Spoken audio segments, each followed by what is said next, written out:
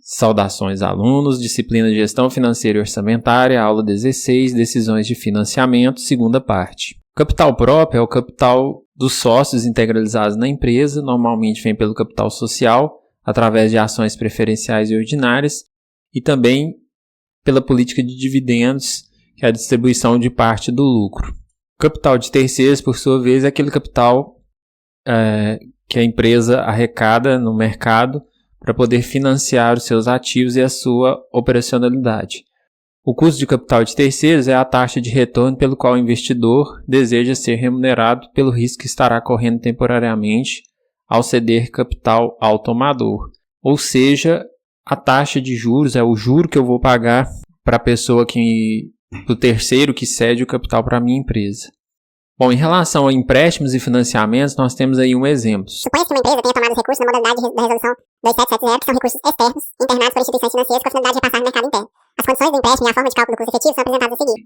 Então, eu tenho um empréstimo no valor de 10 milhões de dólares, com um prazo de 3 anos com amortização somente ao final, 8% ao ano pago semestralmente postecipados de taxa de juros, o imposto de renda de 15% sobre a remessa de juros ao exterior retido na fonte, 2% ao ano com pagamento semestral postecipado de comissão de repasse e despesas legais em reais equivalentes a 100 mil dólares pagos na data da contratação. A partir desses dados é elaborado um fluxo de caixa, um fluxo nominal, e esse fluxo, considerando todas aquelas taxas, ao final eu faço o cálculo da TIR, da taxa interna de retorno, e aí eu tenho o custo real o custo efetivo desse empréstimo ou desse financiamento. Ao início do primeiro semestre, o empréstimo é de 10 milhões, porém eu pago aquela taxa de 100 mil, então eu já vou deduzir desses 10 milhões esses 100 mil que são descontados. Então entra no fluxo somente 9 milhões e 900 mil. Em seguida, ao final do primeiro semestre, há o pagamento da taxa de juros, porque a amortização é somente ao final. Então, semestralmente, eu vou pagar somente a taxa de juros. Como que eu vou calcular isso? Eu tenho o valor do empréstimo, 10 milhões, vezes 8% dividido por 2, porque a taxa aqui está anual e o juro eu pago semestralmente, por isso que eu vou dividir por 2, vezes 1,15, que é a taxa de juros, mais 10 milhões vezes 2% dividido por 2. Esses 2% é a comissão de repasse, o 8% aqui é a taxa de juros e os 15% lá que eu multipliquei por 1,15 é referente ao imposto de renda. Então aqui 8% de juros, 15% do imposto de renda, 2% da comissão. Fazendo esse cálculo aqui todo, eu tenho esse valor de 560 mil. Esse valor se repetirá durante todos os semestres, pois o juro é igual aqui, né, no período todo. E ao final, além dos juros, dos 560 mil de juros, eu tenho os 10 milhões da amortização do empréstimo que eu fiz. Então, eu tenho esse fluxo, que é o fluxo que rege esse empréstimo, esse financiamento. A partir desse fluxo nominal, eu vou calcular como se fosse calcular uma taxa interna de retorno. Então, 9 milhões e 900 mil, Enter, G, CF0, 560 mil, CHS, G, CFJ, 560 mil, CHS, G, CFJ, 560 mil, CHS, G, CFJ, 560 mil, CHS, G, CFJ, 560 mil, CHS, G, CFJ, 10 milhões 560 mil, CHS, G, CFJ, F e RR, dá 5,8021. Lembrando que como o prazo está ao semestral, né, a taxa será ao semestre. O fluxo de caixa que determina o custo efetivo do empréstimo é dado pela taxa interna de retorno, como nós calculamos, do semestre 0 a 6, e o custo efetivo do empréstimo é 5,8021. E se eu fizer a taxa equivalente aqui, eu teria 11,94% ao ano efetivo, mais a variação cambial. Esse é o custo daquele empréstimo. Há também a possibilidade de captação de recursos de terceiros através da emissão de debêntures, que são títulos emitidos pelas empresas e adquiridos pelos investidores. Nós temos um exemplo de uma emissão de debênture, um valor nominal de R$10 mil, 2.000 títulos, no valor total de R$20 milhões, para um prazo de 2 anos, resgatável no final do prazo, uma taxa de juros de 16% ao ano efetivos pagos semestralmente, um deságio de 3,5% sobre o valor de face, 5% sobre o valor líquido de colocação de comissão de intermediação e R$150 mil de despesas fixas pagos no ato da colocação. Para eu conseguir determinar o custo efetivo, a fórmula é a mesma, né? Eu coloco o estudo num quadro, faço um fluxo nominal, considerando os valores. Então, eu tenho aqui, ao início do processo, os 20 milhões que foram emitidos, vezes 96,5%, vezes 95%, menos 150 mil.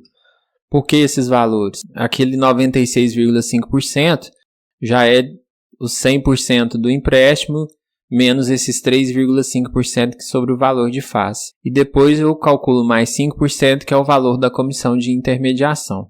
Ao final, eu ainda deduzo esses 150 mil, que são as despesas fixas na colocação.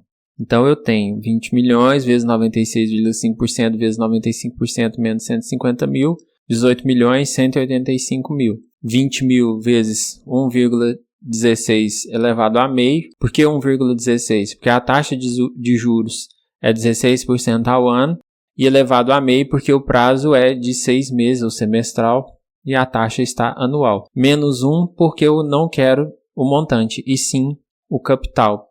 Desculpa, os juros. Por isso eu vou deduzir o capital. Então 1,16 elevado a meio menos 1 dá 1.540.659.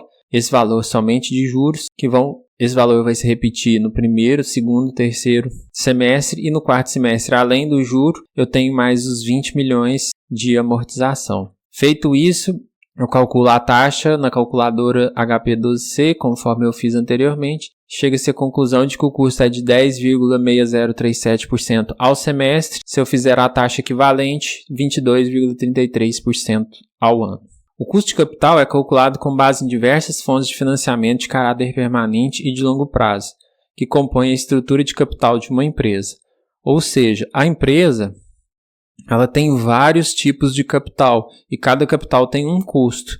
Como nesse exemplo, ações preferenciais 18,36% ao ano, ações ordinárias 19,44% ao ano, lucros retidos 17% ao ano, empréstimos em moeda estrangeira 11,94% mais a variação cambial, empréstimo em moeda local 22,33% ao ano. Para eu saber o custo efetivo geral de uma empresa, eu tenho que pegar essas taxas, encontrar o valor que eu tenho de cada uma dessas fontes e fazer um custo ponderado considerando o valor e essas taxas aqui. E aí, a partir dessa ponderação, eu tenho um custo médio dessas fontes de financiamento para a empresa. Principais fontes de capital de terceiros: empréstimos e financiamentos em moeda nacional. Empréstimos para capital de giro, normalmente todos os bancos têm essas linhas de financiamento para capital de giro. Desconto de títulos, que são títulos, por exemplo, duplicatas emitidas pela empresa, cheques pré-datados, podem ser descontados nos bancos e podem ser também fonte de capital. Hot money, que é um dinheiro mais rápido. Conta garantida, que é semelhante ao cheque especial, porém com uma taxa menor, porque a empresa dá algum bem em garantia. Factoring, debêntures e recursos do BNDES. Empréstimos e financiamentos em moeda estrangeira, nós temos adiantamento sobre contratos de câmbio, financiamento de importação, export note e eurobonds. Todas essas linhas de financiamento para empresas que atuam no mercado estrangeiro, exportando, e todos esses empréstimos feitos com base em dólar, na maioria das vezes, mas feitos com base em uma moeda como dólar ou euro perante o real. Arrendamento mercantil. O arrendamento mercantil ou operação de leasing é quando uma empresa cede um equipamento a outra empresa ou outra pessoa, e é como se fosse um aluguel. E aí, para esse aluguel é pago uma taxa mensal, e normalmente esses contratos são feitos com opção de compra no final. Exemplo de um cálculo do custo financeiro de leasing. Nós temos aí 10% do valor do bem, que é o valor residual garantido, que é o valor que ficaria ao final. 3,5% do valor do bem é um fator de prestação mensal.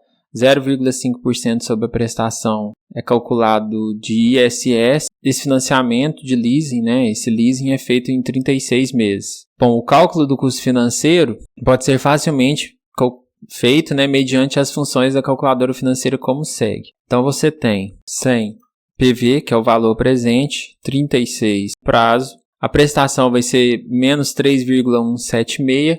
Aqui, além dos 3,5, que é da amortização mensal, já está incluso também o ISS. Então, eu tenho 3,5176 CHS vai ser a prestação e 10 CHS é o valor residual futuro, FV. E aí eu peço para calcular a taxa, eu tenho 1,6762 é a taxa efetiva de custo dessa operação de leasing. Só mostrando para vocês então a taxa, como é calculada esse desconto mensal que tem aqui, essa amortização mensal já incluindo o ISS. A amortização é 3,5%, o ISS é 0,5%, desses 3,5%, então 1%, mais dá 3,5175, conforme foi aqui. A referência da aula, Mas Acaso Hoje, Administração Financeira Orçamentária, 11ª edição, editora Atlas de São Paulo.